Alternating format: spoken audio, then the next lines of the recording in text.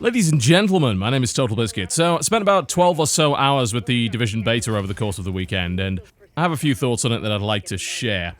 Firstly, it wasn't really much of a beta. It certainly had some bugs, no doubt about that, and performance is definitely a problem with that game as well, but the sheer lack of content available in the beta made any sort of meaningful testing a little bit tricky. It was closer to a demo, I would have to say. It was an extremely restricted version of the Division. It had a very, very low level cap, it locked out the vast majority of systems that the game had to offer, and it put in place a rather absurd number of barriers in terms of where you could go. If you attempt to go out of the barriers, then it would just teleport you back within 10 or so seconds. I admit I was not expecting the full game, no doubt, but I was expecting a little more than what they gave, which is a reasonably small area around your hub base, one mission, as in one primary mission, there are a few side missions, and a dark zone, a very small part of the dark zone. They also locked out things like crafting, the vast majority of the skills available, all of the perks, all of the talents, and the ability to construct 2 out of 3 wings of your base. So, the limitations that were put on the game were, in my opinion, somewhat extreme. This is bearing in mind that this game is coming out in about a month, so it should be relatively content complete at this point, you would think. Which does make me a little confused as to why they restricted as much as they did. In fact, I would go as far as to say that the amount that they restricted will probably have a bit of a negative impact on the impression that some people have been given of the game, and I would certainly be one of them. But first things first. What is The Division? Well, Tom Clancy's The Division, which I will get onto in a moment, by the way, is a third-person looter, as I like to describe it. It's a cover-based shooter with multiplayer elements. It can be played in single player, but if you enter certain elements of the game, it becomes multiplayer, so it is an always connected game. And it is quite similar in the way that it's structured, I suppose, to Destiny. It's a lot of instances, it's a lot of lobbies, it's a lot of constant connectivity and progression for your character, which is done through the completion of quests and the killing of mobs, unsurprisingly.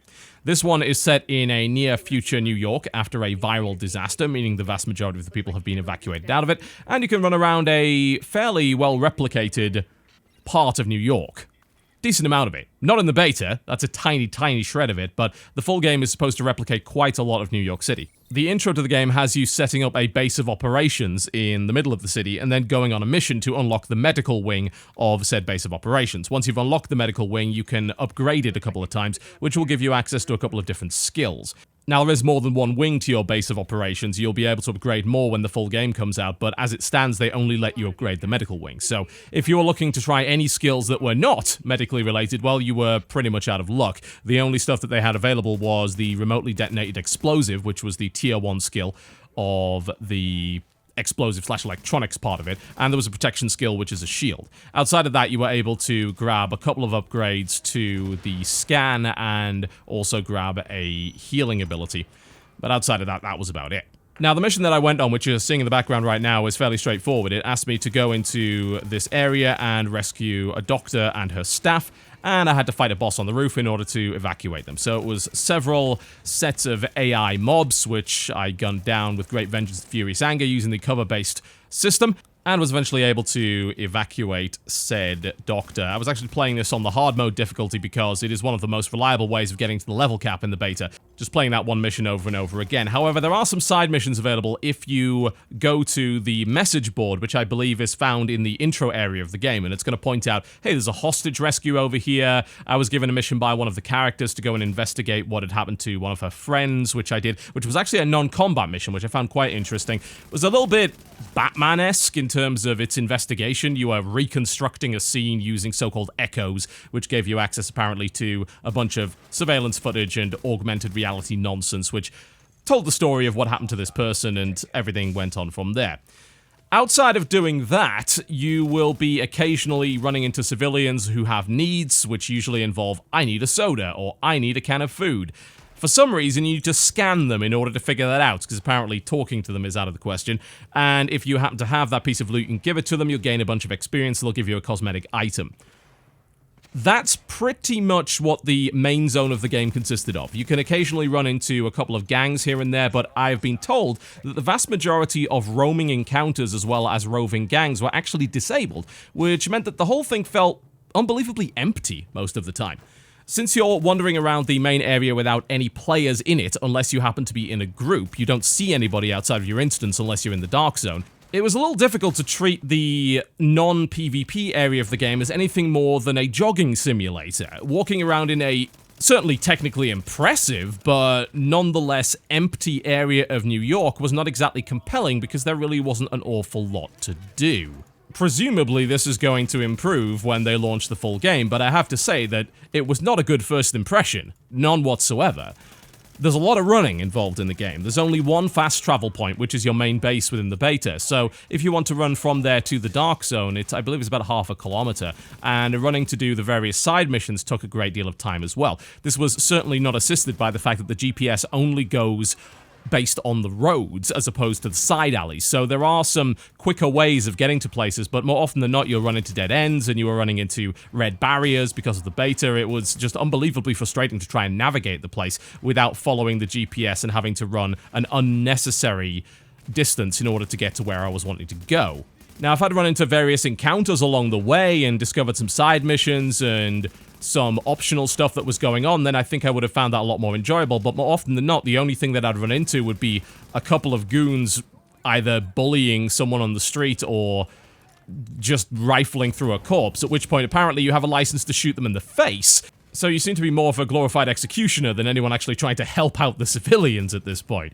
I don't think it's justifiable to gun somebody down for that purpose, but hey, whatever, you get loot and experience from them, so I guess it's all good, right? So the main component of the beta was the Dark Zone. The Dark Zone is not actually that hard to explain, but I have to say up to this point, I think Ubisoft's done a pretty poor job of communicating what it was all about. So the Dark Zone is a shared PvP area with some higher level mobs in it.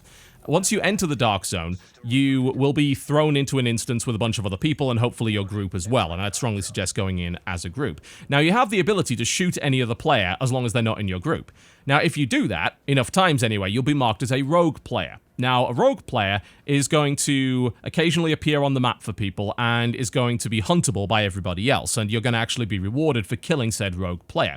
The rogue counter ticks off after a time, but the more players you kill, the higher your bounty gets, and eventually it will cause a manhunt, which will show everyone on the map where you are, and they'll come and try and kill you before the timer runs out. Now, if you're able to survive, you'll gain what is called Dark Zone credits, which is a fairly bizarre currency that frankly makes absolutely no sense within the structure of the world, and you can spend said Dark Zone currency on Dark Zone items, which are generally pretty powerful. The best items in the beta were to be found within the Dark Zone, especially once you hit level cap, because the vendors within the Dark Zone would start offering you purples, and at the safe house there were actually a couple of oranges, which were considered to be the best items in the beta at that time. To acquire them, you just needed to acquire Dark Zone currency, and, well, you just kill people for that.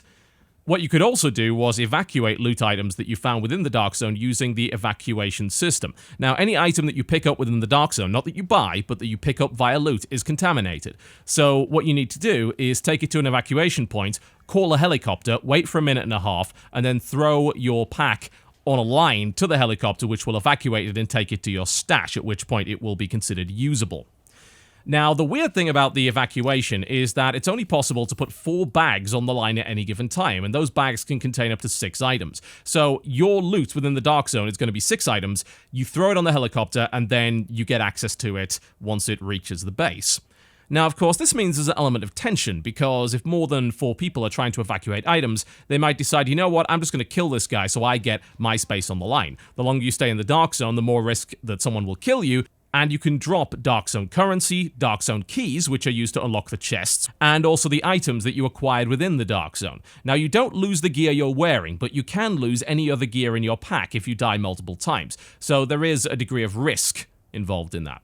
Now, they also have a sort of localized voice over IP system, which allows you to talk to anyone within your immediate vicinity, which actually results in some pretty interesting showdowns, and you have to decide whether or not you can actually trust the people around you that may open fire on you at any moment. So we had situations where people tried to get the drop on us and we fought back. We had situations where we got the drop on other people. We had situations where we had a very tense standoff where we just said, look, you know, we'll let you put your stuff on the helicopter and then you'll protect us as we do that, and so on and so forth. So there were uneasy alliances that were put into play in the Dark Zone, and those were actually the most compelling parts of the game.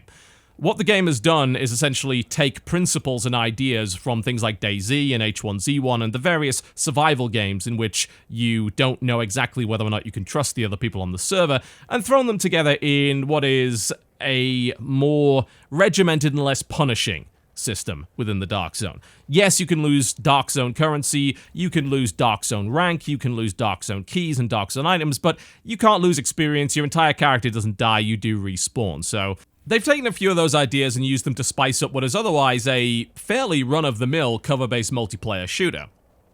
And those elements work, for the most part. There are a few problems. For instance, the game is buggy as hell right now. We had invisible players murdering us, which was awesome. Apparently the game has a bunch of hackers in it already. Hopefully something they'll be able to solve by launch.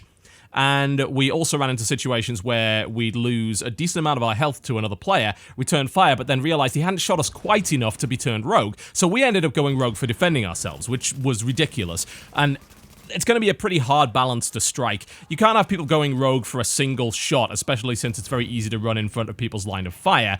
But simultaneously, you also can't have people take away a bunch of your HP and still not go rogue. That seems a bit ridiculous, especially considering you can coordinate that very easily with a group. So they need to find a balance there. So let's talk about the combat.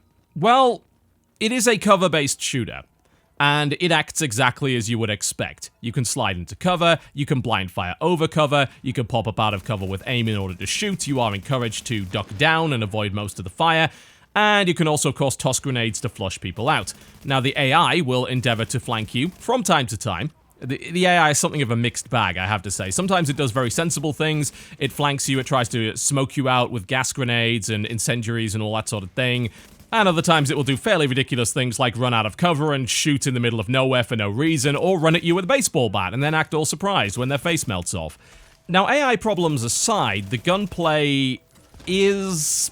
it's just so run-of-the-mill. There's very little that distinguishes it from other shooters. In fact, it's actually very close to Spec Ops: The Line, and Spec Ops: The Line was deliberately designed in such a way as to have the gunplay be fairly mundane. So that's not exactly what I personally would have wanted from a title like this. And I think there's a number of reasons as to why the gunplay doesn't feel that great. Firstly, it's a third-person shooter rather than a first-person shooter, and I think what some of you may have noticed is that it's a little harder to make guns feel truly unique in a third-person shooter versus a first-person shooter. That's mostly because the feeling of recoil is less tangible. Because you don't see the gun right there and you don't see the immediate kick response right in your face, it's a little bit trickier to distinguish modern firearms from each other. Of course, there are different types of weapons available: shotguns, marksman's rifles, LMG, SMG, pistols, assault rifles, and so on and so forth. And those different types of weapons do certainly handle a little bit differently, but the weapons within individual classes themselves feel extremely similar. This is a problem, of course, that some games do have with modern firearms, and this game is using things like M4s, M16s, AK-47s, and so on and so forth. But I think it's compounded by the third-person system and made even worse by the fact that the game is extremely guilty of bullet sponging. This includes AI as well as regular players. You can take a ridiculous amount of fire and not die, as can the AI. And I'm talking about headshots at this point as well with marksman's rifles. You'll have seen it in the footage that I've supplied you here. Now, this is going to be a very subjective complaint. Some people don't care about this at all. And I saw this quite a bit when I criticized Borderlands. Some people just don't care that you can shoot a guy 20 times in the face and not have him go down. And that's cool. If you are that person, then this complaint does not apply to you. You don't need to worry about it. If you are, however, that person, and you feel the same way that I do, then you're probably going to be thinking, hang on a minute. This is a Tom Clancy game. So at the very least, it has some degree of authenticity, right? It at least pretends, it pays lip service to the notion. It used to be the case, of course, that if there was a Tom Clancy game, I'd expect great realism and all that sort of thing, but that has ceased to be the case. Regardless, though, this is probably the most egregious example of a Tom Clancy game just completely and totally ignoring any sort of realism when it comes to modern firearms. I wasn't exactly expecting the original Ghost Recon or Rainbow Six in terms of authenticity when it comes to time to kill and the amount of damage that people can take, but I certainly was not expecting Destiny or Borderlands, which is basically what we got here. Now, it's obfuscated by the fact that you can take cover, and that does help the game out somewhat. If you get locked out in the open, especially by multiple AI high-level targets, you will die quite fast. The AI, however, will not, which is somewhat annoying. In PvP, you can take a bunch of bullets and not really go down at all, but as long as you're in cover, most of those bullets aren't hitting you, so it's a bit easier to suspend your disbelief. The problem is, if you take a marksman's rifle, zoom in, and shoot someone in the face, especially when they're not even wearing any sort of head protection, and you see 4K crit, and you see their health bar barely move, you start to scratch your head and say, I'm sorry, but media in general has conditioned me to believe that this should not be happening. It's a very, very difficult suspension of disbelief to make, at least in my eyes. Destiny, you can kind of get away with it. It's futuristic, they have shields, they have armor. Borderlands, same deal. A lot of them are mutants. They have armor, they have shields. It's in the future, we get it. Even to some degree Mass Effect, which also had certainly bullet spongy enemies. Aliens, things that we don't really truly understand. Yes, they may be much more bullet resistant, they're wearing armor, they're wearing shields. The Division has none of those excuses. These are regular Joes in scarves, and they're getting hit repeatedly in the head with AK-47 rounds and not going down. It is really hard for me to get past that. Really hard. Now, Ubisoft has made the argument that this is an RPG, so you should throw your expectations of realism right out the window. Okay. However, if I were to accept that argument, then I would have to ask you, well, why exactly are you trying to be this authentic? You know, why have you based it in a real city? Why have you based it on real technology? Why are you using real guns? Because when you use real guns, you put an expectation in the minds of the player that they will act in the same way that these guns have performed in other forms of media, whether it be video games, whether it be television shows, whether it be movies. We have been conditioned to believe that an AK-47 shot to the head will kill somebody. Outright. Pretty much without any question whatsoever. Games have done it. Movies have done it, books have done it, TV shows have done it. So when I turn around and I see The Division not doing that, then there's a part of my mind that says to me, this isn't right. There's a dissonance, a real dissonance there. Now, there are going to be some people that can very easily overlook it and just say, look, you know, this is an RPG, we're based on damage numbers, crit, and everything, and to the game's credit, it does go out of its way in the user interface to make that abundantly clear. When you switch weapons, it will tell you what your DPS is, it will tell you your crit chance, and all that sort of thing. And the higher level weapons have, quite frankly, ludicrous procs on them that make absolutely no sense. At least if you are trying to be authentic. And we're not necessarily talking about realism here, we're talking about the idea of authenticity, which is not really the same as realism. A game that's trying to be authentic has a certain amount of leeway when it comes to ridiculous notions like 5 headshots to the head doesn't kill you. Far more so than a realistic game would. But the thing is that I think The Division goes way past both of those points. I would actually be more comfortable shooting infected, or mutants, or zombies, or something along those lines. If I'm shooting real people with these guns and they're not performing as every other piece of media has taught me they should, then I'm going to have an issue with that.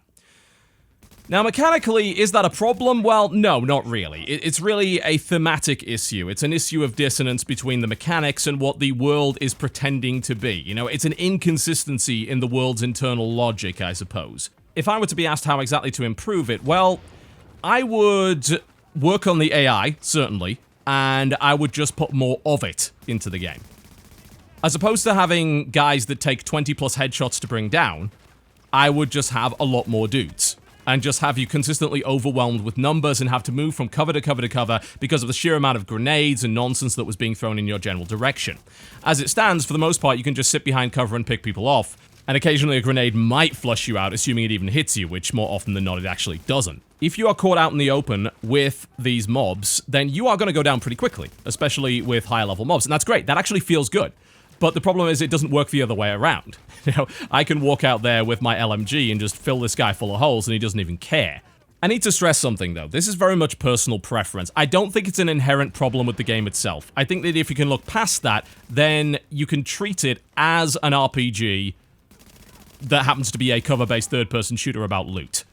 The problem is that we just didn't get to see a lot of interesting stuff when it comes to the group combat dynamics, and there are very, very few skills available in the beta. The game has add-ons for the weapons, which include things like suppressors, which reduce your threat, but we were never put in a situation where anyone was tanking or anything along those lines. It seems to me that higher level encounters with a full suite of skills would be a hell of a lot more interesting, But of course, the beta doesn't demonstrate any of that, which left me with a fairly sour first impression of the game. Speaking of that aspect, I did find the weapon modding to be, again, somewhat run-of-the-mill. As I mentioned, some of the high-level weapons have some weird procs, which can be triggered by reaching certain skill levels with different parts of your equipment. And these procs are inherently unrealistic. They're not insane. Like, I mean, we're not talking about lightning flying everywhere, Borderlands style, but that's the thing. Borderlands was able to get past a lot of this by having wacky and weird and interesting weapons. The Division doesn't have that. The modifications are, in many ways, incredibly dull. It's like, hey, here's a foregrip that improves the kick-up by about 5%. Here's a heavy magazine spring, which increases reload speed. Here's a suppressor that's got, well, 3% threat reduction. I found the weapon customization to fall into exactly the same mundane trap as the majority of the rest of the game. It's trapped within its own near-future setting. It can't go too far out of bounds because of the setting, and yet simultaneously it's already gone way out of bounds with the way that the combat works. It's like it's hampering itself, it's hamstrung itself before it even gets started. I just really think the setting does not suit what they're trying to do here. You know, if you're gonna do a looter shooter, then you have to have interesting loot, and the game doesn't. It's dull. Hey, I got a knee pad, which gives me +3 armor. Hey, I got an add-on for my gun, which is -2% threat. You know, if this was Borderlands or Destiny, it would be firing acid and lightning and rabid badgers, or something along those lines. That's when looter shooters work the best, when they're giving you loot which is outrageous and interesting. Fantasy games are also able to do this, although plenty of fantasy games do fall into the trap of giving boring loot as well. But I think that this particular setting falls into the trap of giving the most boring loot. Because it has to. It can't give you a lightning gun, they don't exist. It's pretending to be near future. It's got Tom Clancy's name on it for God knows what reason. So you can't really go that far. It really is so hard to judge how good the full game is going to be, though, simply on the basis that they gave us so very, very little to check out. I want to know how good the mission-based content is going to be. You know, that one little mission where I was tracking down the soldier's friend was fairly interesting and kind of got me engaged in this character and also gave me a bit of a feeling as to what was going on in the world. It did a decent job of world building. The problem is that everything else didn't. You know, wandering through this empty, barren New York with nothing going on is not exactly interesting, and honestly, hunting around the place looking for bits of story and elements of the narrative was, for the most part, a waste of time, considering just how many dead ends there were. You could occasionally pick up an echo or phone conversation, but that really was about it. Again, probably the fault of the beta just lacking in content. In terms of its actual technology, the game is definitely impressive. It did not run that well for the vast majority of people that I spoke to, I have to say. In fact, a lot of the people that I was playing with, including Cry, had difficulty streaming the game because the game simply wouldn't run well enough. I was able to use NVIDIA Inspector to force SLI and get a bit of a performance boost, but the game fired up some pretty hefty stuff like super sampling and some really high-resolution shadows which hit my performance hard. And I did need to knock that down in some ways to actually keep it running. That said, of course, it is over a month out, so we would expect some optimization prior to that, and hopefully some driver updates to assist with the performance as well. But I will admit, it is a very pretty game. It's got some excellent lighting effects, some excellent weather effects, good amount of detail, decent quality animation from what I can tell. It is pretty, and it does do a great job of recreating a bombed out and post-apocalyptic New York, I suppose. The problem is, it doesn't matter how pretty you are if there's nothing to do, and, well, I got to see an awful lot of snow textures and abandoned cars as I was running around this seemingly empty world. Ultimately, if I'm going to be engaged by the main game, I'm going to have to see exactly what they do with the PvE. The PvP is relatively compelling. I think that it probably needs a bit of work, certainly in terms of how many bullets it takes to go rogue and the reliability of said system, but it is compelling, and it can be quite tense at times. But I think that for endgame content in a game like this, what you've basically created is Destiny, or Borderlands, for the most part. So I expect compelling endgame and a reason to play on a daily basis, and that usually means higher level dungeons, raiding content, stuff that requires a good amount of coordination between my teammates and a wide variety of skills. It's worth bearing in mind that you can only equip 2 skills at any given time, which does indicate to me that they're not going to have a huge amount of MMO-inspired dungeon crawling, but it seems like there is potential there for some enjoyment, certainly. But I really need to see how interesting they can make the loot, because that is the point of the game, to get loot. It is a third-person looter, a looter-shooter. And if you don't get interesting loot, then you're going to find some people say, well, what's the point in even doing the content? I kind of made this point before in a previous video when I was talking about the idea of the grind in Warframe. And what I said was, for me, loot is very much secondary to the experience of the combat, and I found the combat in that game to be sublimely enjoyable, and also to have a ton of variety as a result of the sheer number of weapons and combat styles, and warframes and powers that you can bring to the mix. The problem is Division doesn't really do any of that, and all of the guns, at least in this similar class, do feel very, very similar. And the gunplay, to me, is just completely down the middle, run-of-the-mill. It takes no risks whatsoever. And I've never really liked third-person cover-based shooting to begin with. I certainly don't like it here, especially with bullet-spongy enemies and boring guns. But then, how can you make the guns more interesting while still trying to maintain some level of authenticity? It's really difficult. I just find this whole game to be a contradiction. Like, it seems like the mechanics are totally out of place in the setting.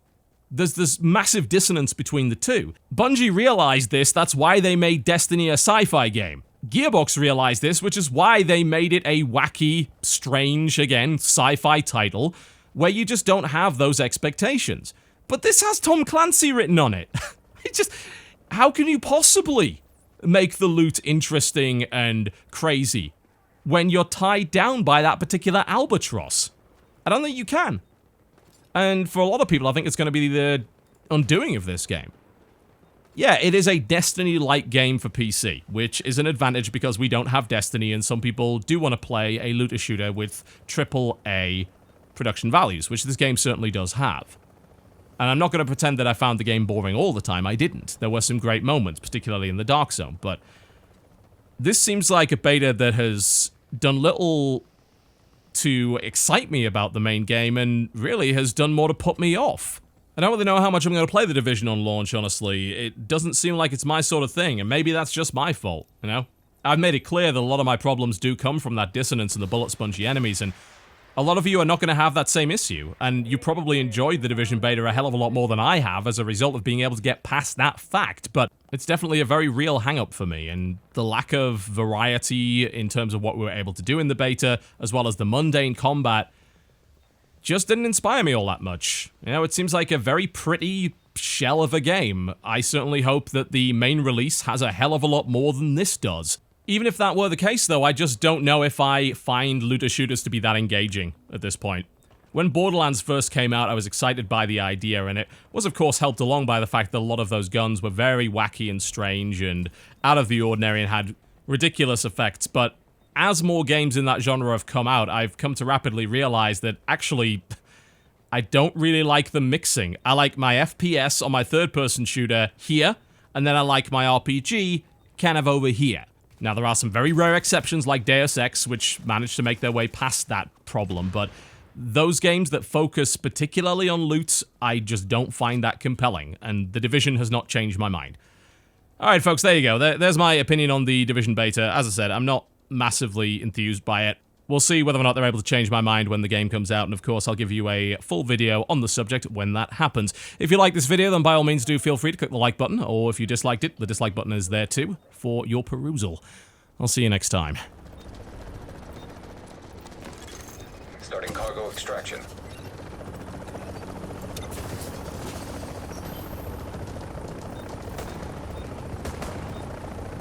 There.